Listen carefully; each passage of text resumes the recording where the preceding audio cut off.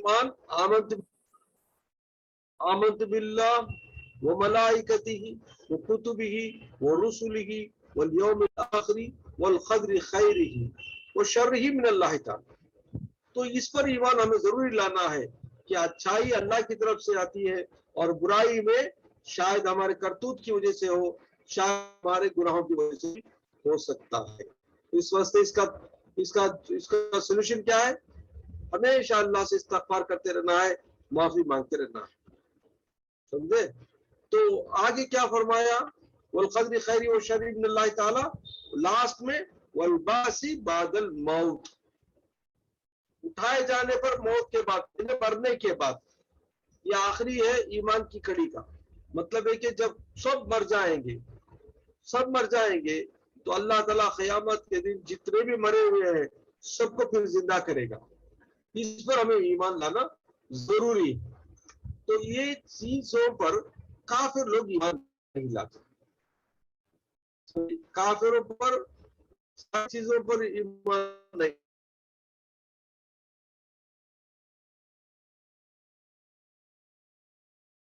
नहीं लाते, लेकिन ईसाई से इंजील तक और यहूदी काम तक जाते मूसा अलैहिस्सलाम रिसालत पर और किताब तौरात पर, बस। तो दोनों भी नुकसान में है। इस वास्ते फरमाया गया कि ईसाई हो या यहूदी हो वो मुसलमान नहीं है। मुसलमान और ईमान वाले की शर्त पर वो पूरे नहीं उतरते। इस वास्ते उनका अलग फैसला है। तो बताना मकसद है कि जो लोग इन तमाम ईमान की कड़ियों पर, ईमान शर्तों पर ईमान लाए, मतलब उसको यकीन जाने और उस पर अपना अकीदा रखे कि वाकई ये हक है, ये सच है। अगर ऐसा कहे और उस पर अमल करे तो, और उसके बाद अल्लाह और अल्लाह के रसूल की आमाल पर, बताए गए आमाल पर पैरोकार रहे, दुनिया में फॉलोअर रहे, तो इंशाअल्लाह अल्लाह ताला फरमाता है उसका वादा क्या है? जन्नत में दाखिल करेगा। जन्नत में वो दाखिल करेगा। जन्नत में जब दाखिल करेगा तो जन्नत अहवाल का जिक्र हो रहा है। जन्नत कैसी होगी? अच्छा, उससे पहले अल्लाह फरमाता है कि जन्नत में कैसा होगा कि उसमें नहरें होंगी। अब जन्नत में हम खाली जंगलात या बात फकत नहीं होंगे, उसके साथ नदियां होंगी। कैसी नदियां होंगी? जो हमारे जो घर होंगे जन्नत में उसके नीचे से बह रही होंगी। आपने देखा होगा यहाँ भी दुनिया में भी एक सिटी है, मैं नाम उसका भूल रहा हूँ, कि अतराफ उसके नदियां बहती हैं, सारे घर नदी के किनारे। और अक्सर देखा गया कि लोगों को ख्वाहिश होती है कि वो नदियों के करीब घर ले। जैसे केरला में मोस्ट ऑफ द प्लेसेस में आप देखेंगे बाजू बाजू जो पानी के जो नहरों हैं या वो क्या बोलते हैं बैक वाटर्स है, उसके अतराफ जो घर रहते हैं उसका रहने का मजा ही कुछ और है। तो दुनिया में इंसान के लिए नहरों के करीब रहना, उसके जो हवा और उसकी जो खुशबू है और उसका जो सीनरीज है बहुत पसंदीदा होता है। तो यही चीज है जो अल्लाह ताला जन्नत में उठा के रखा है, क्योंकि बंदे दुनिया में पसंद करते हैं रहना।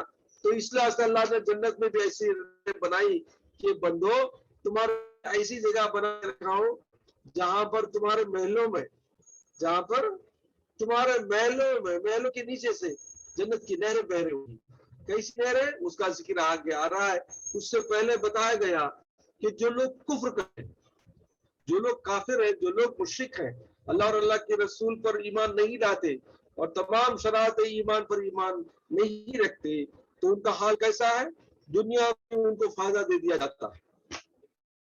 दुनिया में वो जो कुछ भी कमाते, खाते पीते, मजा करते हैं और उनका कोई हिसाब क़यामत पे नहीं है। और वो ऐसा खाते दुनिया में जैसे जानवर चौपाए खाते हैं। देखो अल्लाह ने क्या मिसाल बयान करी। मिसाल चौपायों की दी। चौपाई किसे बोलते हैं? बैल, बकरे, गाया, भैंसा। आप देखो, आप रास्ते में आप देखते होंगे कि गाय है हो या बैल हो या भैंस हो, कहाँ कहाँ मिलता खा लेती है। चाहे वो कचरे में पड़ा हो, चाहे वो कूड़ा करकट में पड़ा हो, चाहे वो इधर हो, चाहे वो ना इधर देखती ना उधर देखती, ना बुरा देखती ना अच्छा देखती, तमीज ही नहीं होती, हर चीज खा लेते हैं। बकरी हो या बकरा हो या बैल हो या गाय हो, भैंस हो। تو اسی طرح بندے دنیا میں جو کافر ہیں وہ لوگ نہ حلال کی تمیز ہے نہ حرام کی تمیز، کہاں کا مال ہے کدھر کا مال ہے کون دیا کدھر دیا کیسا دیا، نہیں، جو چاہے کھا لیتے ہیں، جو چاہے مزہ کر لیتے ہیں، ان کے لیے حرام حلال کچھ بھی پرواہ نہیں کرتا۔ تو بتانا مقصد یہ ہے کہ یہ لوگ ایسے ہیں جیسے چوپائے ہیں، ان کو نہ تمیز کھانے کی ہے، اسی طرح یہ کافر لوگ کوئی تمیز نہیں کرتے حلال اور حرام میں، اچھے اور برائی میں، شراب حرام چیزیں کھا لیتے ہیں پی لیتے ہیں، اسی طرح حرام چیزیں کھاتے ہیں۔ تو یہ ساری چیزوں کو کھانا پینا ان کے لیے دنیا میں ہی ختم، لیکن ہمارے لیے اللہ تعالیٰ پاک ترین غذا رکھا ہے دنیا میں بھی اور جنت میں بھی۔ تو آگے اللہ ارشاد فرماتا ہے کہ اے میرے پیارے حبیب، آپ کو جس بستی سے نکالا گیا مکے سے حضور صلی اللہ علیہ وسلم کو تکلیف دے کر نکالا گیا نا، تو آپ کو اللہ نے تسلی دیتے فرمایا میرے پیارے حبیب، آپ کو جس بستی سے نکالا گیا اس بستی سے زیادہ پاورفل، طاقتور مکے کے اطراف جو بستیاں تھے پہلے، کس کے؟ قوم عاد کے، قوم سمود کے، وہ کیسے خالی تھے، وہ کیسے بستیاں تھے؟ بڑے آباد تھے، لوگ وہاں کے طاقتور تھے، بڑے رسوخ والے تھے، لیکن اللہ نے ان پر کیا ہوا؟ عذاب نازل کیا اور تمام کو ہلاک کر کے رکھ دیا۔ اللہ فرماتا ہے کہ میرے پیارے حبیب، آپ غمزدہ مت ہو جائیے کہ جس بستی سے آپ کو چپکے نکالا گیا، ارے یہ بستی کچھ بھی نہیں اس کے سامنے، جس بڑی بڑی بستیاں تھے جن کو میں نے ہلاک کر دیا اور ان کو کوئی مدد کرنے والا نہیں رہا۔ تو آگے اللہ ارشاد فرماتا ہے کہ وہ لوگ جو اللہ اور اللہ کے رسول کی باتوں پر ایمان لائے اور اس کی اتباع کرتے ہیں، اس پر عمل کرتے ہیں، ان لوگوں کے برابر ہو سکتے ہیں جو اپنی خواہشات کی پیروی کرتے ہیں۔ کافر لوگ جو من میں چاہے اپنے کھاتے پیتے، جو من میں چاہے کر لیتے، کسی نہ رول نہ ریگولیشن، نہ اللہ کا ڈر نہ رسول کا ڈر نہ قیامت کا ڈر نہ دوزخ کا ڈر نہ جنت کی خواہش، تو ان کے لیے یہ کچھ بھی سروکار نہیں ہے، من مانی گزارتے ہیں زندگی۔ تو ایسے لوگ جو لوگ اللہ سے ڈرتے ہیں، اللہ کے رسول اور اللہ کی باتوں پر ایمان لا کر ان پر عمل کرتے ہیں، تو وہ کیا یہ اپنی خواہشوں سے من مانی کرنے والے کے برابر ہو سکتے ہیں؟ ہرگز نہیں ہو سکتے۔ اللہ فرماتا ہے کہ وہ لوگ جو اپنی خواہشوں کی پیروی کر کے من مانی کرتے دنیا میں، وہ لوگ کبھی یکساں نہیں ہوں گے میرے وہ پیارے مومن بندوں پر جو اللہ اور اللہ کے رسول کی بات پر عمل کر کر ڈر کر عمل کرتے ہیں، اور دنیا میں بڑے دیکھ کر اور اللہ کے خوف سے اور اللہ کے رسول کی باتوں پر ایمان لا کر جو بڑے نیک اعمال کرتے ہیں، ان کے برابر یہ ہرگز نہیں ہو سکتے۔ تو اسی طرح اللہ تعالیٰ جو نیک بندے ہیں، جو نیک اعمال کرتے رہتے ہیں، جو متقی ہیں، پرہیزگار ہیں، اللہ اور اللہ کے رسول پر ایمان لا کر ان کی باتوں پر عمل کرنے والے ہیں، وہ کیا ہے؟ اللہ کے متقی بندے ہیں، تقوی والے بندے ہیں، نیک بندے ہیں، مومن بندے ہیں۔ ان کے لیے اللہ نے کیا فرمایا؟ وعد اللہ نے فرمایا مثل الجنت التي وعد المتقون، کہ ان کے لیے جنت ہی جنت ہے، ان کے لیے جنت کا ٹھکانہ ہے، اور جنت ان کے لیے ٹھہرنے کی جگہ ہے۔ اللہ یہ وعدہ کرتا ہے متقی بندوں سے، سمجھے نہیں؟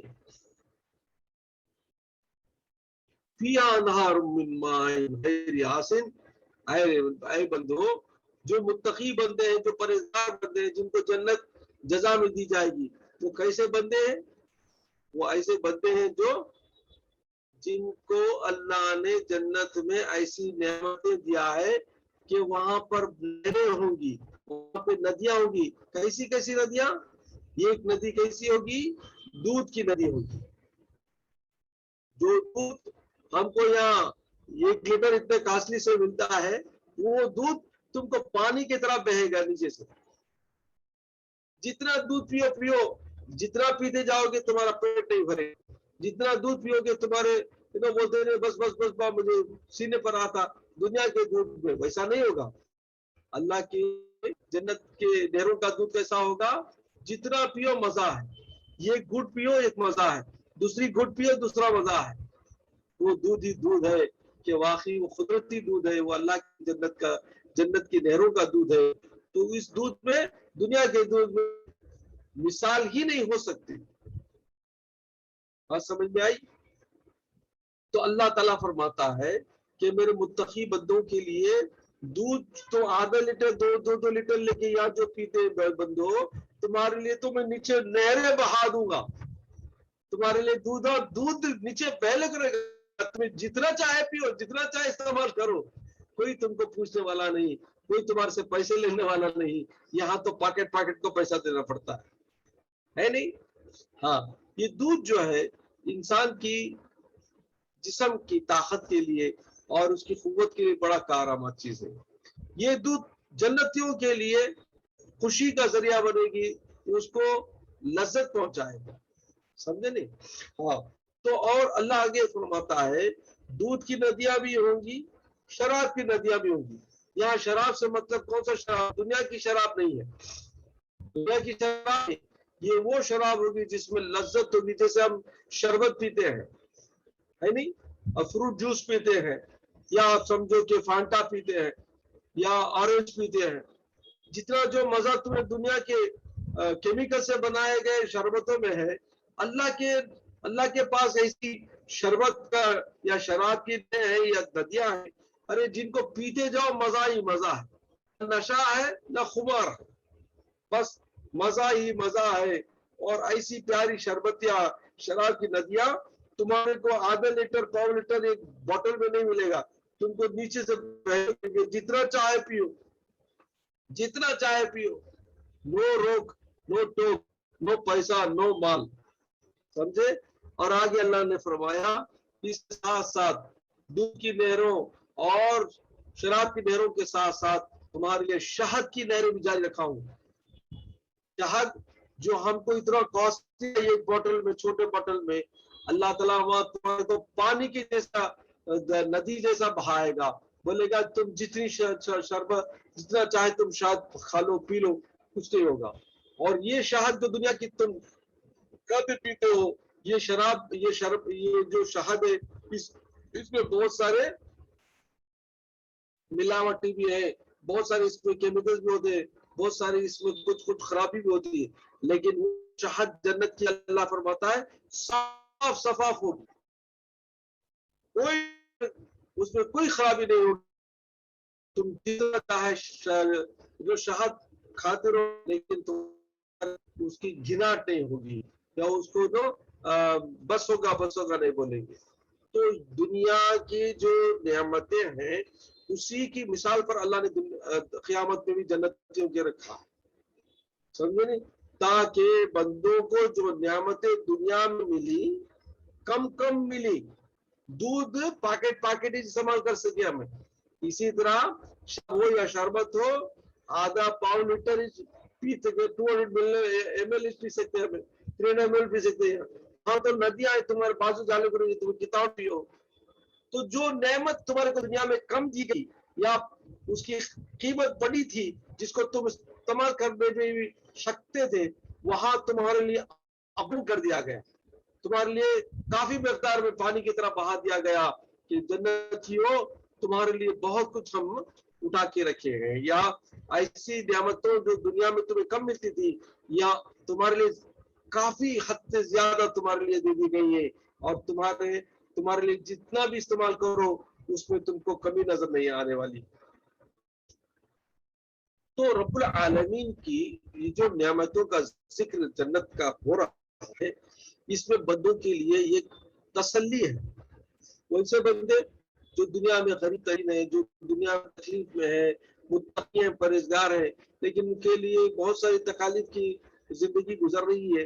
ان کے لیے ایک تسلی ہے کہ واقعی ہم کو یہاں دنیا میں ایسی چیزیں نہیں ملے، لیکن انشاءاللہ قیامت کو جنت میں اللہ ہمارے لیے نعمتوں کا ذکر کر کے ہمارے دل کو تسلی دیا کہ یہاں نہیں وہاں ہم انجوائے کریں گے، یہاں نہیں ہم وہاں انجوائے کریں گے. سمجھے؟ تو سرکار عالم صلی اللہ علیہ وسلم بھی یہی فرماتے تھے کہ دنیا کیا ہے؟ مسافر خانہ ہے، ہمارا ٹھکانہ تو پھر جنت ہی جنت ہے. تو آگے اللہ ارشاد فرماتا ہے وہاں پر ایسے ایسے پھل ہوں گے، رقماری پھل ہوں گے، تم ایسے ایسے پھل کھاؤ گے کہ یا دنیا میں بھی اس کی کوئی تم نے دیکھا بھی نہیں ہوگا، یا ایسے پھل ہوں گے جن کو دنیا کی مثال کے طور پر بھی ہوں گے، لیکن انگور ہے، کھجور ہے، انار ہے، جتنے بھی پھل آپ جتنا بھی چاہو گے اتنے پھل وہاں پہ ہوں گے. اور اس میں کیا فرمایا، اس میں بھی جوڑے جوڑے ہوں گے بندے. جوڑے جوڑے مطلب کیا، جیسے آپ یہاں پر ہے نا جیسے ایک ایپل لے لو، ایپل کا جو جوڑا ہے وہ کیا ہے، وہ بولتے ہیں اس کو اور ایک نام بولتے ہیں نا. تو جیسا ایک پھل ہے دنیا میں، ایسا اس کا جوڑا بھی ہوگا، مطلب کہ اس کے نر ٹائپ بھی ہو سکتا ہے. تو جیسے اب سیتا پھل ہے اور اس کو رام پھل بولتے ہیں، اور ایک پھل بھی ہے. مطلب یہ کہ اس کے قسم قسم کے جو پھل ہوں گے، دنیا کی صورتوں کی مثال ہوں گے، لیکن دنیا کی جو مزہ ہے جو پھلوں میں، اس کو تم جنت کے پھل سے کمپیئر نہیں کر سکتے. اس کا مزہ ہی کچھ اور ہے. فار ایگزامپل آپ ایک ایپل اٹھا لو، دنیا کا ایک ایپل کھائیں گے تو پیٹ بھر جائے گا، دوسرا ایپل دو گے تو بولیں گے نہیں بس بس بس بولیں گے. لیکن جنت کے پھلوں میں ویسا نہیں ہے. یہ ایک ایپل کھائیں گے ایک مزہ ہے، اور یہ ایپل میں یہ ایک ٹکڑا کھائیں گے، دوسرا ٹکڑا کھائیں گے دوسرا مزہ ہے، تیسرا ٹکڑا کھائیں گے تیسرا مزہ ہے. تو وہاں کے ایپل یا ان کے یہاں کے پھلوں میں ہر ایک چیز میں مزہ مزہ مزہ ہی ہے. اور وہ کھاتے جاؤ تم کو ہضم ہوتے جائے گا، نہ سینہ بھرے گا نہ پیٹ بھرے گا. جنت کے پھلوں میں دنیا کے پھلوں میں غذاؤں میں فرق کیا ہے؟ دنیا کی غذاؤں میں تمہارا پیٹ بھرتا ہے یا آپ کو بولتے بس بس. جنت میں ایسا نہیں ہے. جنت میں تم کھاتے جاؤ ہضم ہوتے جائے گا، کھاتے جاؤ ہضم ہوتے جائے گا. سمجھے نہیں؟ اب یہ کیسے پوچھیں گے آپ؟ یہ غذا جو ہے جنت کی جو غذا ہے وہ روحانی غذا ہے، وہ نورانی غذا ہے. نورانی غذا میں کثافت نہیں ہوتی، گھٹپنا نہیں ہوتا. دنیا کی جو غذا ہے وہ کثافت والی ہے، میٹیریلسٹک ہے. جو میٹیریلسٹک ہوتے ہیں تمہارے میٹیریل پیٹ کو بھر دیتے ہیں. وہ نورانی غذا ہے. نورانی غذا میں میٹ نہیں ہوتا، میٹیریل نہیں ہوتا، وہ بس کھاتے جاؤ مزہ ہی مزہ ہے. سمجھے نہیں؟ That is the difference. تو اللہ آگے ارشاد فرماتا ہے کہ یہ تمام پھلوں کو نعمتوں کے ساتھ ساتھ سب سے بڑی دولت مومنین کے لیے کیا ہے؟ مغفرت ہے. جب قیامت میں سارے لوگ پچھتائیں گے، سارے لوگ تڑپتے رہیں گے مغفرت کے لیے، تو مومنین کے لیے سب سے بڑی نعمت کیا ہوگی؟ اللہ فرمائے گا کہ مومنو ڈرو نہیں، میں تم کو معاف کر دیا، تم کو میں مغفرت کر دیا، تم کو میں بخش دیا. یہ سب سے بڑی نعمت ہوگی مومنین کے لیے، کیونکہ وہ مومنین کے لیے کیا ہے؟ وہ سرٹیفکیٹ ہے، داخلہ ہے، ویزا ہے. پاسپورٹ کے ساتھ ویزا مل جائے تو کیا ہے؟ مغفرت ہے. جنت کے جانے کا انٹرنس ٹکٹ کا کیا ہے؟ مغفرت کی سرٹیفکیٹ ہے جو اللہ تعالیٰ مومن بندوں کو دے دے گا. تو بندوں کو تمام نعمتیں ملتی ہیں رب العالمین کے ساتھ ساتھ، اور تمام نعمتوں میں سب سے پہلی بڑی نعمت جو ہے وہ اللہ کی طرف سے مغفرت ہے. کیونکہ بندے جب نیک بندے جب دنیا سے جائیں گے تو دل میں ایک پریشانی کی بات ہوگی کہ اللہ میں بہت گناہ کر کے آیا نا، یا اللہ میں بہت بڑا گناہ کر کے آئی نا، یا اللہ میرا حساب کتاب لے گا تو میں کیا ہوں گی میری حالت. تو قیامت میں نیک بندے بھی تڑپتے ہوں گے، روتے ہوں گے، اور وہ اپنے دنیا کے گناہ کو یاد کر کے پریشان ہوں گے. تب اللہ کی طرف سے ندا آئے گی، اللہ کی طرف سے حکم آئے گا، میرے بندو میرے بندی جا، تجھے میں مغفرت کر دیا، معاف کر دیا. خالی اللہ کا حکم سنتے ہی بندہ یا بندی خوشی کے مارے اچھلنے لگیں گے، اللہ اکبر کبیرہ. تو یہ جو تمام ہے، یہ جو سرٹیفکیٹ ہے، یہ جو اللہ کی طرف سے خوشخبری ہے، ندا ہے مغفرت کی، بندے یا مومن کے لیے سب سے بڑی نعمت ہوگی قیامت کے دن. کیونکہ وہاں سے ہی کانسیکوینشل تمہارا داخلہ جنت ہے، جنت کے میوے ہیں، جنت کے یہ ساری چیزیں only after getting into the جنت. اور جنت میں داخلے کا جو ویزا ہے، جو انٹرنس ٹکٹ ہے، وہ مغفرت کی سرٹیفکیٹ. اللہ فرماتا ہے میرے مومن بندو ڈرو نہیں، میں تم کو معاف کر دوں گا، میں مغفرت کر دوں گا. کمن ہوا خالد فی النار وسقوا ماء حمیما فقطع امعاءهم. اور اس کے برعکس، اس کے اپوزٹ میں، اس کے اگینسٹ میں، وہ آدمی گناہ کرا جو اللہ کے اور اللہ کے رسول کے خلاف کام کرتا رہا دنیا میں، کیا وہ اس کے برابر ہوگا جو جنت میں داخل ہوتا ہے؟ اللہ فرماتا ہے کوشچننگ اللہ نہیں. کیوں؟ کیونکہ جب دوزخ میں داخل ہوگا، گناہ گار ہے، کافر ہے، جب دوزخ میں داخل کیا جائے گا تو اس کے لیے کیا کیا جائے گا؟ گرم گرم کھولتا پانی پلایا جائے گا، کھولتا پانی پلایا جائے گا. اور وہ پانی کیسا ہوگا؟ اس کے چہرے کی طرف جاتے ہوئے اس کے چہرے کو بگاڑ دے گا، جلا دے گا. اور پانی جب وہ پیے گا تو اس کے حلق سے اترتے ہی پورے پیٹ کے اندر کو ٹکڑے ٹکڑے کر دے گا. لیکن کیونکہ وہ پیاس تھا، اسے سب پیاس زبردست پیاس ہوگی، وہ گرم بھی نہیں دیکھے گا، پینے کی کوشش کرے گا. تو کیونکہ وہ پیاس کو بجھانا چاہتا تھا، وہ گرم دیکھیے بغیر جب پینے لگتا ہے تو اس کی جو پانی، جو کھولتا پانی پیٹ میں جائے گا تو اس کے اتڑے کو جلا کے ٹکڑے ٹکڑے ٹکڑے کر دے گا. پھر اللہ کے حکم سے پھر پیٹ بھرے گا، پھر پیے گا، پھر یہ سسٹم چلتا رہے گا، پروسیس چلتا رہے گا. تو سمجھو کہ کیا نہیں تکلیف ہوتی ہوگی. اللہ تعالیٰ ہم کو اس مصیبت پریشان سے بچائے. اللہ ہم کو اللہ ایمان کی دولت دیا، کتنے ہم اللہ کا شکر ادا کریں تو یہ کم ہے. اور اللہ آگے فرماتا ہے کہ ایسے بندے جو جنت میں رہیں گے ان کے لیے مزہ ہی مزہ ہے، اور ایسے بندے جو دوزخ میں رہیں گے کھولتا پانی پیئیں گے. کیا یہ دونوں برابر ہو سکتے ہیں؟ ہرگز نہیں ہو سکتے، ہرگز نہیں ہو سکتے. تب فیصلہ کر لو کہ تم چاہتے کیا ہو. مکے والوں سے کافر خطاب کر کے فرمایا کہ اب تم چاہتے کیا ہو؟ کہ وہ جگہ چاہتے ہو جہاں پر راحت ہے، جہاں پر دودھ شہد اور شراب کی ندیاں ہیں، جہاں پر رقماری پھلوں کی پیدائش ہے، یا پھلے دیے جائیں گے آپ کو، سرو کیے جائیں گے، اور ٹھنڈی ٹھنڈی ہوائیں ہوں گی، اور نرم نرم بچھانے ہوں گے، اور پورے ملائک تمہارے اطراف ہوں گے. کیا یہ جگہ پسند ہے؟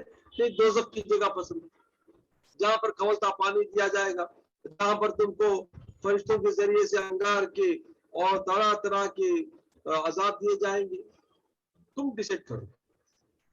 تو کافروں کو یہ تنبیہ ہے کہ دونوں احوال بتائے گئے، اور مومنوں کے لیے کیا ہے؟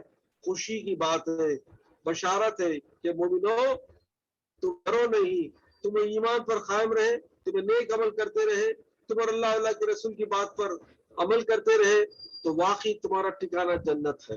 تمہارا ٹھکانہ اللہ کی پیارے نعمتوں میں ہے، اور تمہاری سب سے بڑی نعمت ہوگی مغفرت رب العالمین.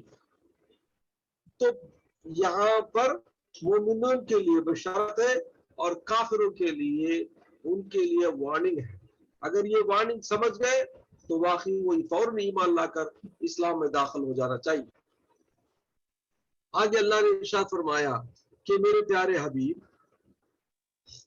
تمہارے پاس چند لوگ بیٹھ کر تمہاری قرآن کی باتوں کو سنتے ہیں، سنے جیسا سنتے ہیں، لیکن جب وہ باہر جاتے ہیں، آپ کے پاس سے جب جاتے ہیں، آپ کے محفل سے جب باہر جاتے ہیں تو ایسے لوگوں سے ملتے ہیں، بولتے ہیں کہ بولے بھائی لوگ ہمارے آدمی میں بھی رہتے ہیں. تو ان لوگوں کو ہوتے ہیں منافق لوگ، مسلمان کے شیپ میں رہیں گے، داڑیاں ہوں گے، ٹوپیاں ہوں گے، لمبے لمبے جبے پہنیں گے، بڑی بڑی تسبیح سب رہیں گا، سر میں گھٹے ہوں گے، لیکن ان کا ایمان دل پر نہیں ہے، ان کا ایمان زبان تک ہی تھا، حلق سے نیچے نہیں اترتا. تو ایسے کیسے لوگ ہوں گے؟ تو دیکھنے میں مسلمان لگیں گے لیکن ان کے دل مسلمان نہیں ہوں گے، ان کا ایمان دل میں نہیں ہوگا. تو ان لوگوں کو کہتے ہیں منافق، ظاہر میں یہ، باطن میں یہ. تو وہ لوگ جو حضور صلی اللہ علیہ وسلم کے دربار میں بیٹھ کر سنتے تھے قرآن، باہر آ کر حضور کے باتوں پر کمنٹ کرتے تھے لوگوں سے. تو اللہ نے فرمایا یہ وہ لوگ ہیں جن کے دلوں کو اللہ نے مہر لگا دی. ان کے دلوں پر حق بات نہیں جمتی، حق بات نظر نہیں آتی، حق بات ان کو حق نہیں لگتی، وہ اس پر نکتہ چینی کرتے ہیں، کیونکہ ان کے دلوں پر کجی ہے، ان کے دلوں میں حسد ہے، ان کے دلوں میں خرابی ہے. تو یہ لوگوں کا ٹھکانہ دوزخ کے نچلے پڑنے میں ڈالے گا. سمجھے نہیں؟ تو اللہ فرماتا ہے میرے پیارے حبیب، چل لوگ جو تمہاری محفل میں بیٹھ کر باہر جا کر تمہاری باتوں پر کمنٹ کرتے ہیں، میں نے ان کے دلوں پر مہر لگا دی ہے، وہ کبھی وہ مومن نہیں ہو سکتے.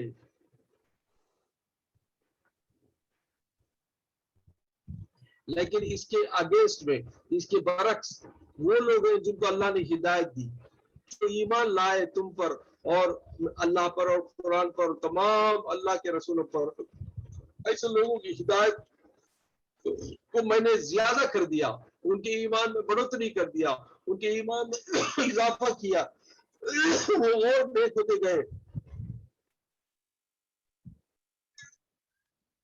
میں نے ان کے ایمان میں اضافہ کیا تو وہ نیکی میں آگے بڑھتے گئے، نیک اعمال میں آگے بڑھتے گئے، نیک اعمال سے زیادہ زیادہ نیکیاں اور ان کے درجات کو میں بڑھاتا رہا، وہ جن کو ہدایت ملی اور وہ نیک اعمال کرتے رہے۔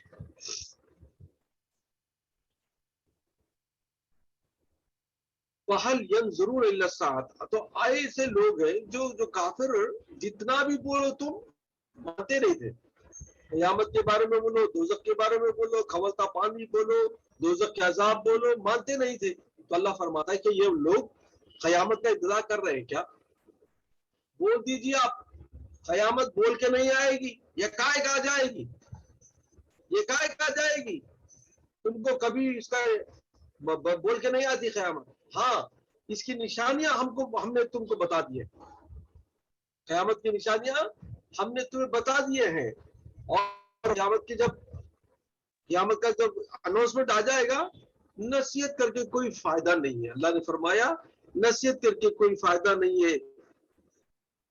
فَأَنَّىٰ لَهُمْ إِذَا جَاءَتْهُمْ ذِكْرَاهُمْ، کہ جب وہ قیامت کی گھڑی آ جائے گی تو ان کو نصیحت کر کے فائدہ نہیں ہے، فیصلہ ہو جائے گا۔ تو قیامت کی نشانیوں میں سرکار دو عالم صلی اللہ علیہ وسلم نے کافی نشانیاں بتائیں، کافی نشانیوں کا حضور صلی اللہ علیہ وسلم نے فرمایا۔ اس میں چند نشانیاں میں آپ کو بتاتا ہوں جو آج میرے خیال سے آپ کی آنکھوں کے سامنے ہوگی۔ حضور نے فرمایا کہ چھوٹے چھوٹے لوگ بڑے بڑے مکانات بنائیں گے، آپ دیکھتے ہوں گے معمولی لوگ بھی بڑے بڑے بلڈنگز بنا رہے ہیں۔ دوسری نشانی آپ نے فرمایا کہ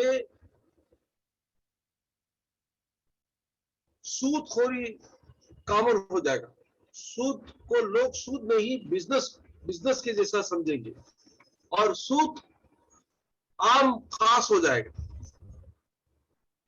آج وہ ہر جگہ ہے، گھر لیے تو لون، گاڑی لیے تو لون، لون لیے تو کیا چیز بھی اٹھا لو لون، کیا چیز بھی اٹھاؤ اس میں سود نہیں ہے، بینک میں ہر جگہ۔ تو یہ کیا ہو گیا؟ کامن ہو گیا، وہ نشانے بھی آ چکی ہے۔ اور حضور صلی اللہ علیہ وسلم نے فرمایا طرح طرح کی بیماریاں آئیں گی، پہلے تم ان کا نام بھی نہیں سنے ہوں گے، پہلے تم کو جانتے بھی نہیں ہوں گے، وہ آج بیماریاں آج آ گئی۔ ایڈز ہے، طرح طرح کے جو بیکٹیریا کی بیماریاں ہیں، اس میں پینڈیمک بھی ہے، یہ بھی آ گیا۔ اور حضور نے فرمایا کہ سیلاب زیادہ آئیں گے، طوفان زیادہ آئیں گے، قدرتی زلزلے زیادہ آئیں گے، آ رہے ہیں، ہر جگہ ہو رہا ہے۔ اور آپ نے یہ بھی فرمایا فساد اور خون خرابہ زیادہ ہو جائے گا، ہو رہا ہے، ہر جگہ ہو رہا ہے۔ اور حضور نے فرمایا کنیز مالک کو جنے گی، کنیز مالک کو جنے گی۔ یہاں پر point I want to discuss, Kaneez Malik کو جنے گی کا مطلب کیا معلوم؟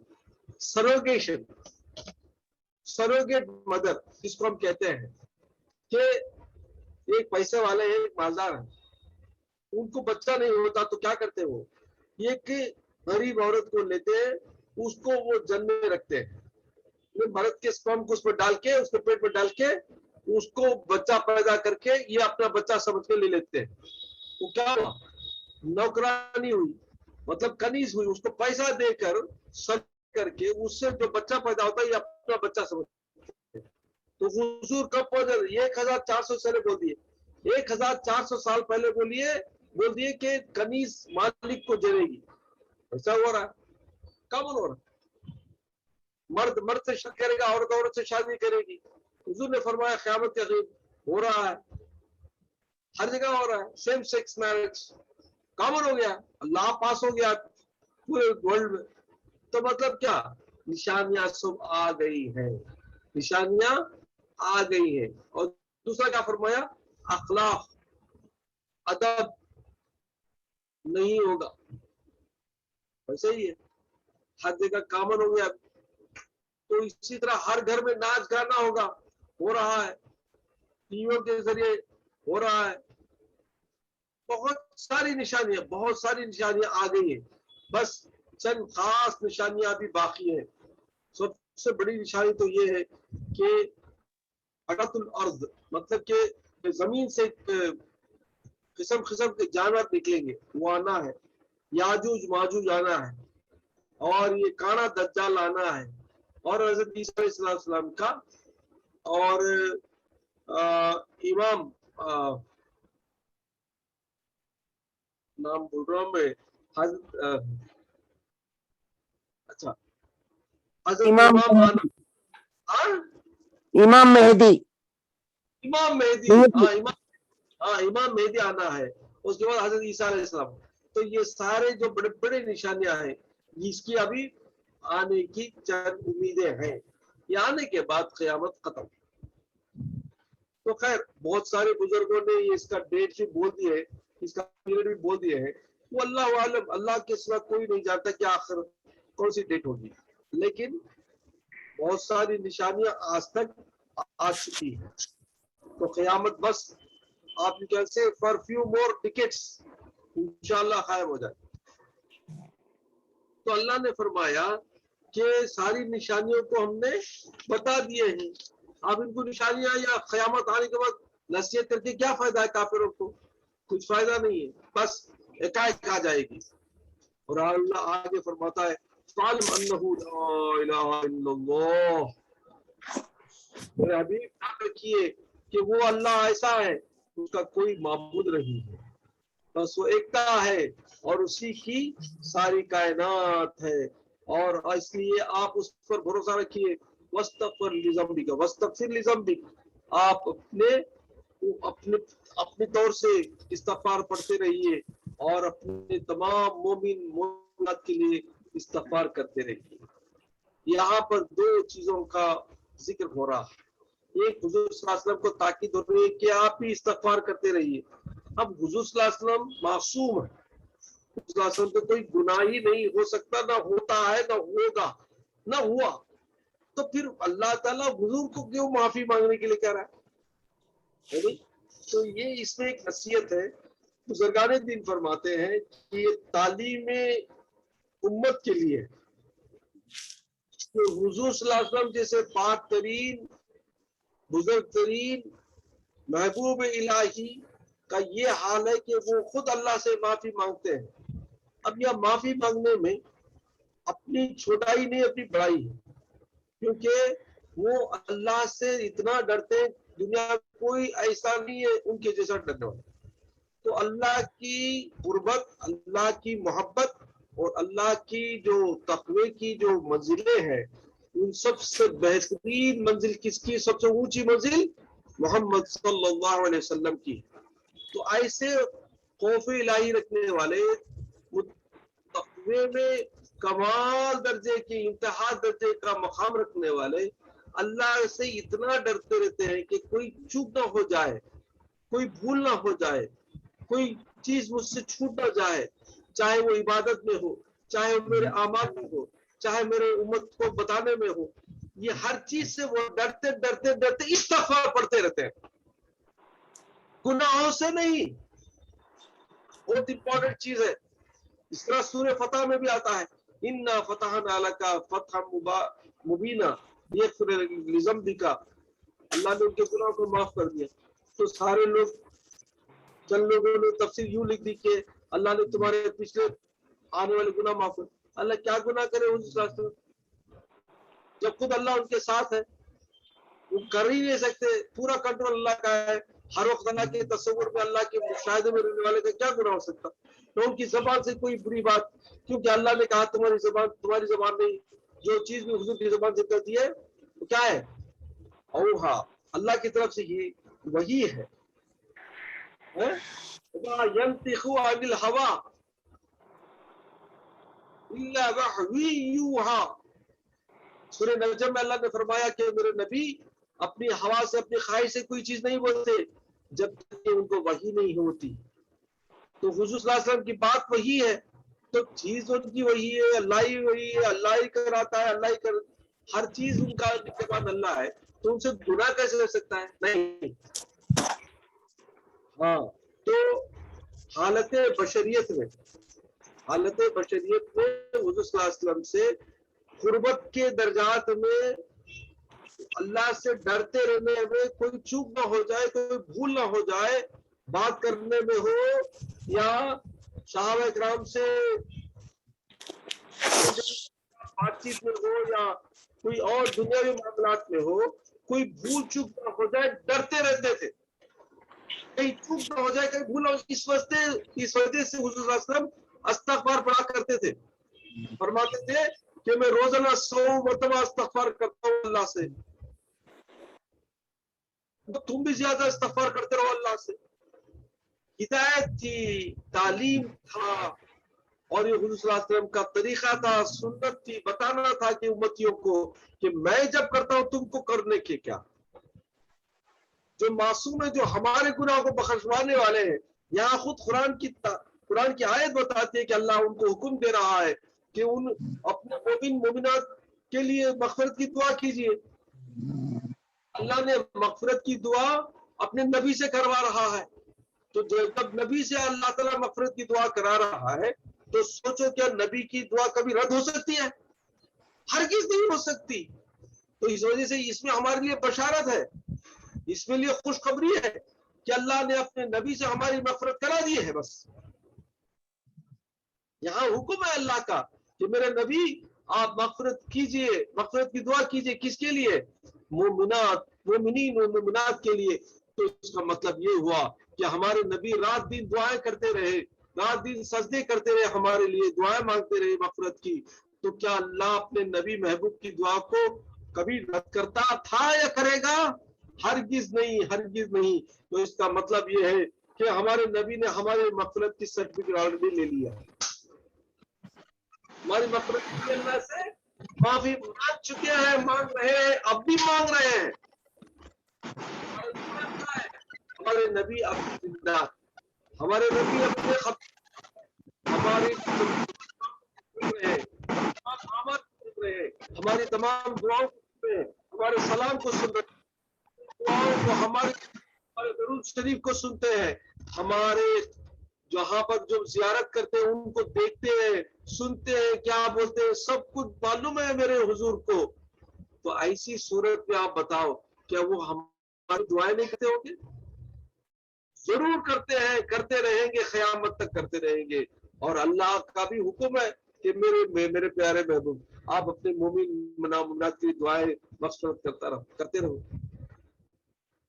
تو اس سے ثابت ہوا کہ ہمارے حضور ہماری مغفرت کے لیے دعائیں کرتے ہیں، کرتے رہیں گے، اور ہماری مغفرت انشاءاللہ تعالی ضرور بضرور ہو جائے گی. تو اس کا مطلب یہ بھی نہیں کہ تم نماز نہ پڑھو، اس کا مطلب یہ نہیں کہ تم دین کے اعمال پر پابند نہ رہو، ہرگز نہیں. یہ تمہارے اعمال تمہارے لیے ایک بونس ہے، درجات کا بونس ہے. تمہیں جنت میں درجات کے لیے تمہارے اعمال ہی تمہارے کام آئیں گے. جنت کا داخلہ تو ہمارے حضور انشاءاللہ لے لیں گے، لیکن جنت کے درجہ ہونا نا، وہاں جا کر بھی بولیں گے، پچھتائیں گے، اللہ میں وہ نماز ابھی 5 وقت بھی پڑھتی تھی، کہاں چل جاتی تھی وہ. تو اس کا مطلب یہ ہے کہ تمہارے درجے کا گارنٹی ہے تمہارے اعمال. تو better you try to do much, زیادہ سے زیادہ عمل کر لو تاکہ جنت میں جا کر پچھتا نہ پاؤ. سمجھ پائے؟ تو اللہ فرماتا ہے کہ میرے پیارے حبیب آپ چلنا پھرنا، آپ کا دنیا میں رہنا سہنا میں دیکھ رہا، ہم جانتے ہیں آپ کو کیسی تکلیف پہنچتی ہے، کافر لوگ کیسا ستاتے ہیں، آپ کیسا صبر کرتے ہیں، آپ